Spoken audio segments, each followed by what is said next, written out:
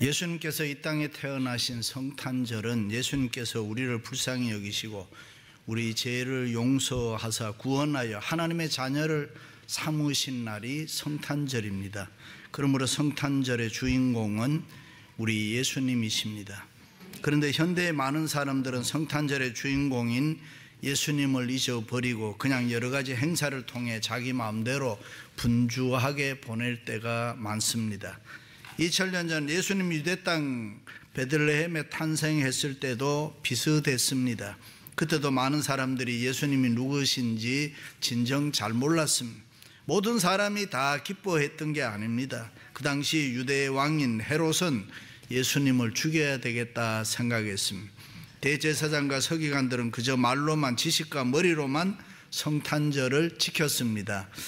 헤롯 왕을 비롯해서 동방의 박사들이 만인의 구세주인 예수 그리스도 메시아가 어디에 태어났느냐라고 물었습니다. 그때 대제사장과 서기관들은 성경의 예언의 말씀을 인용하면서 유대 땅 베들레헴에 탄생할 것이라고 했습니다. 그러나 그들은 알고는 있었지만은 믿지를 않았습니다. 그들이 말한 대로 베들레헴에 태어난다는 것을 알고 믿었으면 당연히 다른 사람보다가 먼저 달려가서 축하하고 경배해야 옳지 않습니까? 그러나 그들은 믿음이 없어서 베들레헴에 가지를 않았습니다. 그렇다면 우리들은 성탄을 기다리면서 어떤 생각, 어떤 기쁨, 어떤 감격이 있습니까? 아니면 예수님과는 아무 관계없이 그저 습관적, 형식적으로 무의미하게 성탄절을 보내지는 않습니까? 신앙생활, 교회생활이라는 것은 그저 습관적으로, 형식적으로 하는 거 아닙니다. 예수님을 믿는 믿음으로 해야 됩니다. 하나님의 말씀을 잘 믿어야 합니다. 내 생각, 내 마음대로 하는 것이 아니라 예수님을 믿는 믿음으로 진리와 은혜로 해야 되는 것입니다. 할렐루야. 대제사장과 서기관들만이 아니라 그 당시 예루살렘 시민들도 성탄의 의미를 바로 알지를 못했습니다. 그래서 그저 자기 마음대로 생각했습니다. 어떤 사람은 이제 메시아가 왔으니 로마의 식민지 생활에서 우리가 노예 해방이 되겠구나. 또 어떤 사람은 메시아가 왔으니 세상에 종말이 올 텐데 두려워하는 사람도 많았습니다. 예수님께서 왜 이 땅에 오셨는지 그 진정한 의미를 몰랐습니다. 오늘날도 그렇습니다. 예수님에 대해서는 제대로 알고 믿지 않으면서 그저 자기 기분 따라서 성탄절 보냅니다. 물론 성탄절에는 좋은 것이 많이 있습니다. 카드도 보내고 트리도 만들고 선물도 주고 받습니다. 그런데 무엇보다도 성탄절에는 우리가 예수님을 많이 생각해야 됩니다. 다시 말해 우리는 예수님을 향한 열정, 사랑, 경배, 섬김이 있어야 합니다. 믿습니까? 그렇다면 어떤 마음가짐으로 성탄절을 맞아야 예수님 기뻐하실까? 동방박사들처럼 하면 됩니다. 동방박사들이 어떻게 했습니까? 첫째, 동방박사들은 예수님 만나기 위해서 노력을 했습니다. 헤롯 왕 때에 예수께서 유대 베들레헴에서 나심에 동방으로부터 박사들이 예루살렘에 이르러 말하되 유대인의 왕으로 나신 이가 어디 계시냐? 우리가 동방에서 그의 별을 보고 그에게 경배하러 왔노라. 역사에 보면 동방 박사들은 옛날 바벨론이나 페르시아, 파사나라 등 왕들의 고문이나 철학자들이었습니다. 하늘을 쳐다보고 천문학을 연구한 마고의 지혜자들이었습니다. 훌륭한 학자들이었습니다. 존경받는 사람들이었습니다. 그들은 하늘을 쳐다보며 별을 연구한 철학자들입니다. 그들은 이 땅의 모든 문제, 인생이 가지고 있는 모든 문제는 이 땅에 있지 아니하고 하늘에 답이 있다라고 생각한 사람, 그렇게 믿고 살았던 사람, 그래서 하늘의 계시를 받아야 인간들이 바로 살아갈 수 있다고 믿고 생각했던 사람들입니다. 그래서 이들은 성경을 잘 알고 있었습니다. 그 언젠가는 메시아가 이 세상에 오시리라, 이 메시아니즘에 대한 그것을 믿었던 사람들입니다. 이 메시아 사상이 끝내는 별을 연구하게 만든 것입니다. 보통 우리는 동방박사 하면 3사람 정도로 생각을 하는데 그 시대를 연구해 보면 한 70명은 넘었을 것이라. 물론 예수님께 드린 예물은 황금, 유황, 모략 3가지 종류입니다. 70여 명이 넘는 많은 학자들이 예수님 만나기 위해서 별을 따라 나섰다는 것은 엄청난 수고와 희생이 뒤따라야 합니다. 경비는 또 얼마나 많이 들었겠습니까?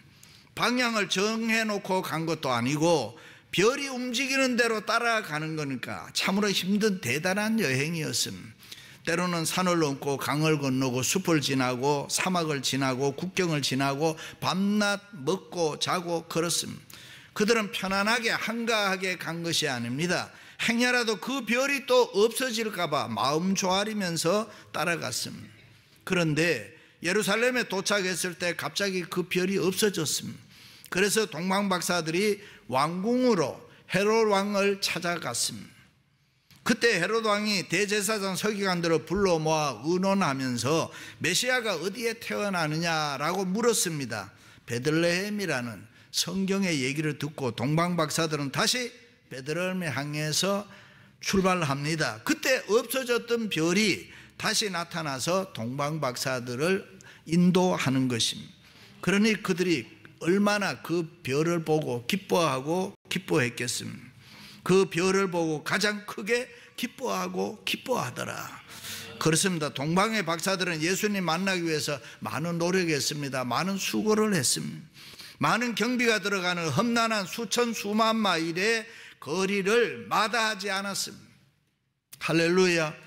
옛날에 우리 조상들도 수십리 걸어가지고 예배당 갔습니다. 때로는 굶으면서 때로는 못 먹으면서도 아껴서 헌금을 했습니다. 그래도 교회 가는 거, 헌금하는 거, 신앙생활 하는 것이 마냥 기쁘고 즐거워했습니다. 할렐루야. anyway, 예수님이 태어나신 성탄절은 우리에게는 은혜 중에 은혜고 축복 중에 축복인 줄로 믿습니다. 제가 주일학교 다닐 때는 성탄절 준비를 위해서 12월 한 달을 들떠서 살았습니다. 교회에 모여서 크리스마스 카드도 만들고 추리도 만들었습니다. 성탄 이브에는 어른들 앞에서 발표를 하기 위해서 무용, 노래, 선극을 준비하느라 정신없이 보냈습니다. 연습을 얼마나 많이 했으면 발표하는 날은 정작 목이 쉬어서 제대로 하지도 못했습니다. 그런 기억이 있습니다. 24일 밤에는 의뢰의 밤을 세우는 것이 전통이었고 25일 새벽에는 집집마다 다니면서 기쁘다 구주 오셨네, 고요한 밤 거룩한 밤, 여러 찬송을 불렀던 일들은 잊을 수 없는 추억입니다. 그때 새벽송을 핑계로 해서 밤을 새우면서 게임도 하고 선물도 주고받으면서 모여 앉아서 웃고 웃었습니다. 그 밤에 흰눈이라도 내리면은 그 밤은 화이트 크리스마스, 정말 황홀한 기분 좋은 밤이었습니다. 아마 여러분들에게도 지금은 미국에 살지만은 조국에 있을 때에 성탄절에 가는 이 같은 추억들이 나름대로 있을 것입니다. 그래, 맞아, 그때가 좋았어. 지금도 생각해 보면 미소와 연민을 느낄 수 있습니다. 그런데 오늘날 우리들의 모습을 보면 어떻습니까? 우리는 이 핑계 저 핑계로 교회를 너무 쉽게 빠지고 신앙생활을 등한시하지는 않습니까? 너무 쉽게 예수 믿으려고 하지 않습니까? 교회생활, 신앙생활 하는데 익사이팅함이 없음. 그렇습니다. 이번 성탄절에 우리들도 동방박사들처럼 좀 익사이팅하고 믿음을 가지고 예수님 만나기 위해서 노력하고 수고하시기를 바랍니다. 동방박사들처럼 한결같이 끈질기게 애쓰는 그 신앙이 우리에게 좀 필요합니다. 어떻게 보면 우리는 미국에 와서 잘 살다 보니까 교회생활, 신앙생활을 시시하게 생각합니다. 너무 쉽게 하려고 합니다. 너무 편하게 하려고 합니다. 몸이 아프다, 손님이 왔다, 집이 멀다, 신앙생활 할 때 너무 이유가 많습니다. 예수님을 만나기 위해 수고를 안 합니다. 노력을 안 합니다. 애를 쓰지 않습니다. 희생을 하지 않습니다. 그리고도 예수님께는 또 무엇을 해달라고 기대하는 것은 또 많습니다. 그렇습니다. 우리는 너무 쉽게 예수 믿으려고 하면 안 되는 것입니다. 너무 쉽게 교회 생활하려고 하면 안 됩니다. 너무 쉽게 성공하고 너무 쉽게 잘 되려고 하면 안 된다, 그런 말입니다. 너무 쉽게 은혜 받고 너무 쉽게 축복받으려고 해도 안 되는 것입니다. 우리는 동방박사들처럼 예수님 만나기 위해서 열심히 수고하고 봉사하고 노력해야 되고 열심히 땀 흘리고 헌신하고 충성해야 되고, 믿으시면 아멘. 그렇습니다. 여러분들은 동방박사들처럼 힘쓰고 노력해서 이번 성탄절에 예수님 꼭 만나시기를 주님의 이름으로 축원합니다. 선지자 안나가 가부된 지 84년 동안 성전을 떠나지 아니하고 주야로 금식하며 기도함으로 열심히 섬기더니 예수님에 대한 예언을 하게 되는 것입니다. 사랑하는 성도 여러분, 예수님을 위해서 땀 흘려 노력하면서 열심히 신앙생활 하시기를 주님의 이름으로 축원합니다. 할렐루야. 두 번째는 동방박사들은 예수님을 만났을 때에 경배했습니다. 집에 들어가 아기와 그 어머니 마리아가 함께 있는 것을 보고 엎드려 아기께 경배하고 보배합을 열어 황금과 유황과 모략을 예물로 드리니라. 다시 말해 동방박사들이 예수님 만났을 때에 한 일이 예수님께 엎드려 경배했다. 그렇습니다. 이 세상에 사는 모든 인간은 다 예수님에게 엎드려 경배해야 됩니다. 성탄절의 모든 행사도 그 예수님을 중심으로 해서 해야 됩니다. 그 예수님을 어떻게 하더라도 기쁘시게 해드리는 경배가 되어야 할 줄로 믿습니다. 동방박사들은 겸손히 엎드려 경배했다는 것은 예수님께 최대의 경의를 표했다는 말입니다. 그렇습니다. 우리들도 예배 드릴 때에 동방박사들처럼 겸손한 경배가 있기를 바랍니다. 우리 자신을 산제물로 드리는 이 최고 최대의 경의가 우리 예배 시간에 우리에게 있어야 하는 것입니다. 믿습니까? 때로는 교만한 우리를 쳐서 낮추어 겸손하게 해야 됩니다.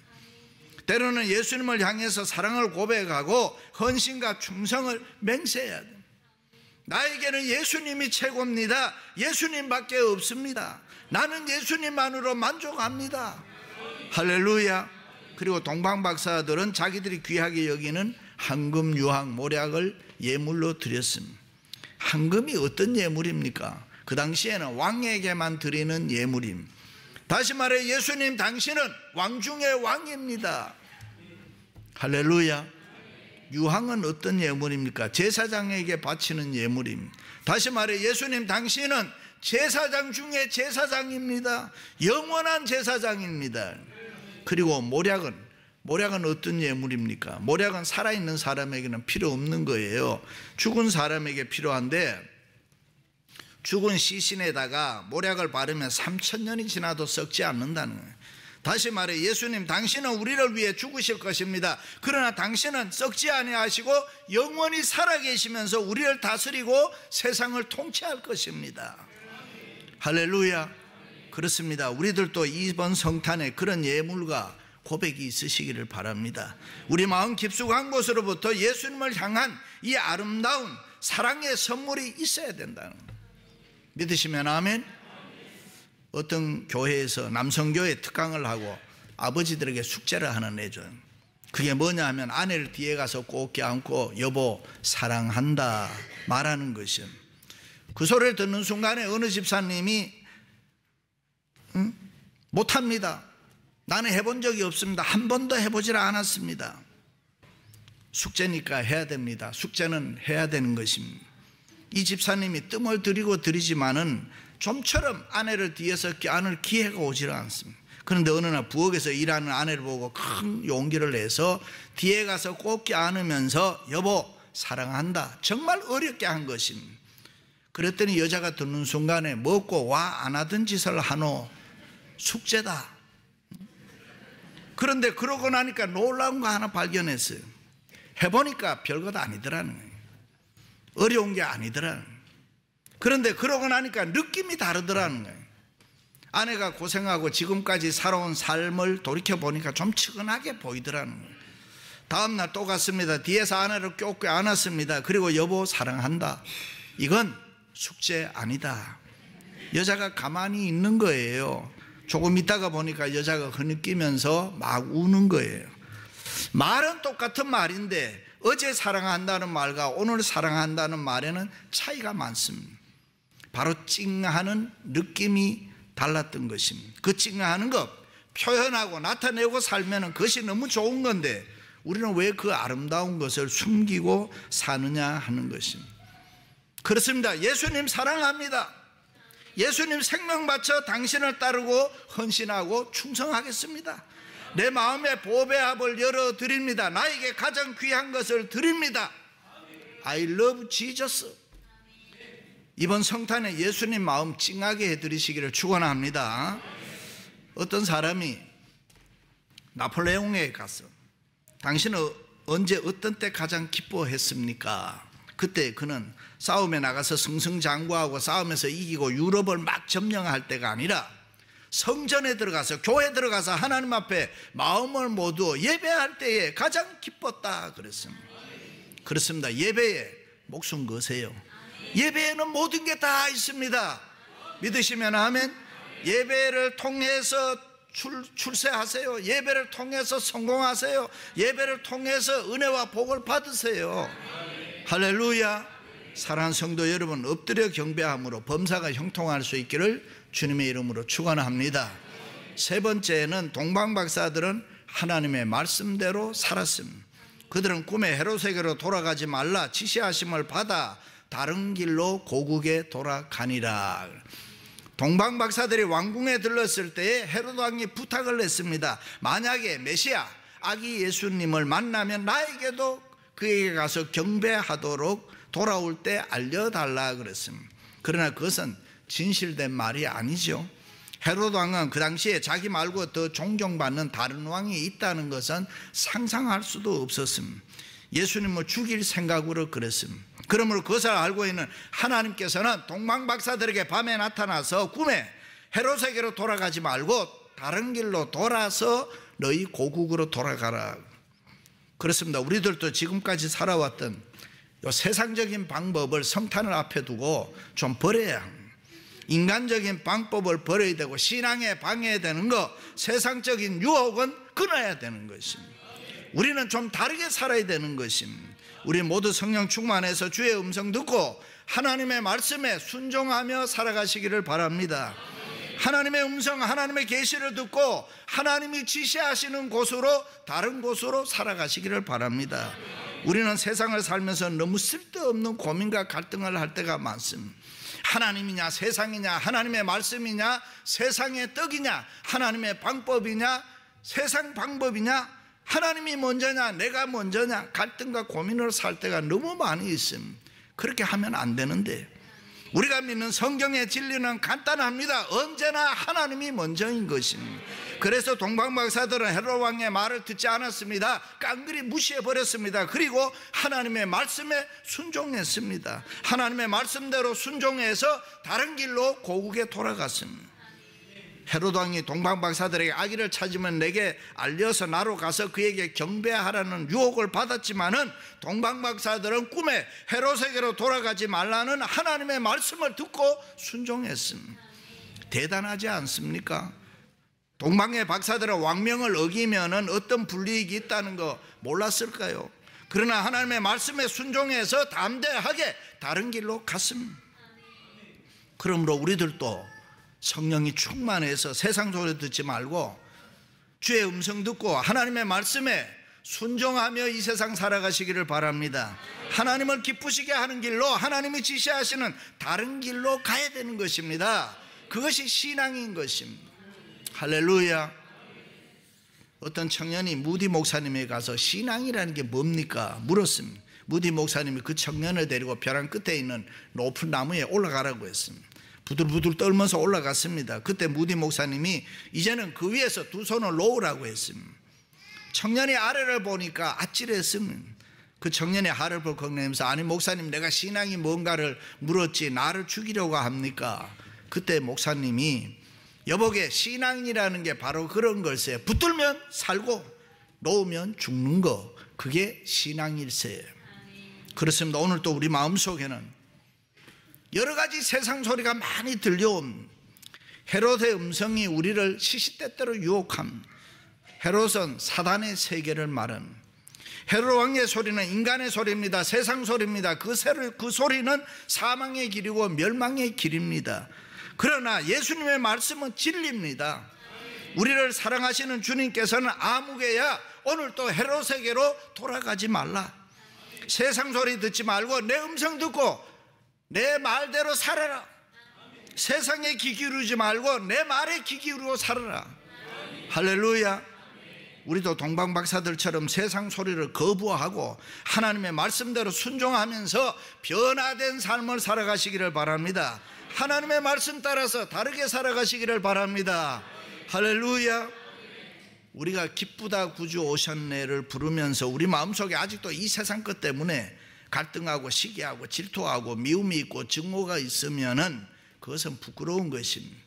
그러므로 우리는 동방박사들처럼 하나님의 말씀대로 순종하며 변화된 삶을 이 세상에 살아가야 됩니다. 개인이든 가정이든 기업이든 교회든 하나님의 말씀에 순종하며 살아가는 것, 그것이 귀한 것입니다. 하나님의 말씀에 순종해서 다르게 사는 것이 우리의 생활 속의 기적입니다. 출세입니다. 그것이 성공인 것입니다.